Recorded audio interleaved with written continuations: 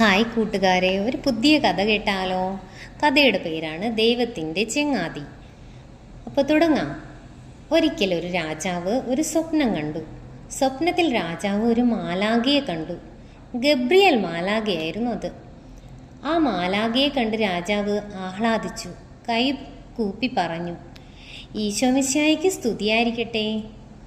എന്നൊന്ന് സ്തുതിയായിരിക്കട്ടെ, ഗബ്രിയേൽ മാലാഖ മറുപടി പറഞ്ഞു. അപ്പോഴാണ് രാജാവ് അത് കണ്ടത്. മാലാഖയുടെ കയ്യിൽ ഒരു ബുക്ക്. മാലാഖ ഇടയ്ക്കിടെ ആ നോട്ട്ബുക്കിൽ എന്തൊക്കെയോ എഴുതുന്നുമുണ്ടായിരുന്നു. ഏതാണ് ആ ബുക്ക്? എന്താണതിൽ എഴുതുന്നത്? രാജാവിന് അതറിയാൻ തിടുക്കമായി. അദ്ദേഹം മാലാഖയോട് തൻ്റെ സംശയങ്ങൾ ചോദിച്ചു. പുണ്യവാനായ ഗബ്രിയേൽ മാലാഖയെ, അങ്ങയുടെ കയ്യിലിരിക്കുന്നത് ഏത് ബുക്കാണ്? അങ്ങ് അതിൽ എന്താണ് എഴുതുന്നത്? ഗബ്രിയേൽ മാലാഖ പുഞ്ചിരിച്ചുകൊണ്ട് പറഞ്ഞു, മഹാരാജാവേ, ഇതൊരു രഹസ്യ ബുക്കാണ്.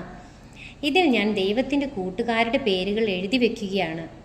അപ്പോൾ രാജാവ് ചിരിച്ചുകൊണ്ട് ചോദിച്ചു, ആ ബുക്കിൽ എൻ്റെ പേര് എഴുതിയിട്ടുണ്ടോ? മാലാഖ വീണ്ടും ചിരിച്ചു. പിന്നെ പറഞ്ഞു, ഇല്ലല്ലോ രാജാവേ, അങ്ങ് ദൈവത്തിൻ്റെ ചങ്ങാതിയല്ലല്ലോ. അതിനാൽ ഞാൻ ഇതുവരെ ഈ ബുക്കിൽ അങ്ങയുടെ പേര് എഴുതിയിട്ടില്ല. രാജാവ് വിനയത്തോടെ പറഞ്ഞു, ഗബ്രിയേൽ മാലാഖേ, അങ്ങ് പറഞ്ഞത് ശരിയാണ്. ഞാൻ ദൈവത്തിൻ്റെ ചെങ്ങാതിയല്ല, എന്നാൽ ഞാൻ ദൈവത്തിൻ്റെ ചെങ്ങാതിമാരുടെ ചെങ്ങാതിയാണ്. എന്നും അങ്ങനെയാണ് ജീവിക്കുന്നത്. അതിനാൽ എൻ്റെ പേര് ഈ ബുക്കിൽ എഴുതണോ എന്ന് അങ്ങ് ദൈവത്തോട് ചോദിക്കണമേ. ഗബ്രിയേൽ മാലാഖ അത് സമ്മതിച്ചു. അപ്പോൾ തന്നെ ദൈവത്തോട് ആ കാര്യം ചോദിച്ചു. ദൈവം മറ്റാരും കേൾക്കാതെ മാലാഖയോട് മറുപടിയും പറഞ്ഞു. മാലാഖ അത് കേട്ട് ചിരിച്ചു. പിന്നെ രാജാവിന് നേരെ തിരിഞ്ഞു പറഞ്ഞു, മഹാരാജാവേ, ദൈവം പ്രീതിയോടെ അറിയിച്ചിരിക്കുന്നത് എന്താണെന്നോ? കേട്ടോളൂ.